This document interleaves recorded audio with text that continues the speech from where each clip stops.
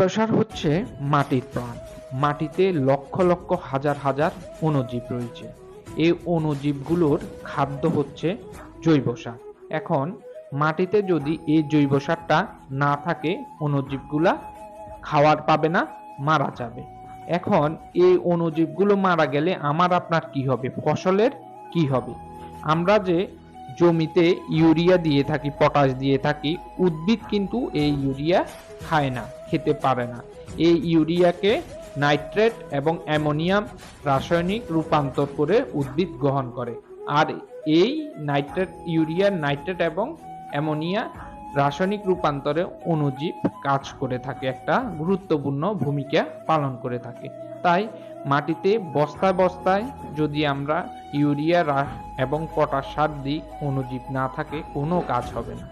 অন্ততপক্ষে আমরা চেষ্টা করব বছরে জমিতে একবার হলেও জৈব সার দেয়া।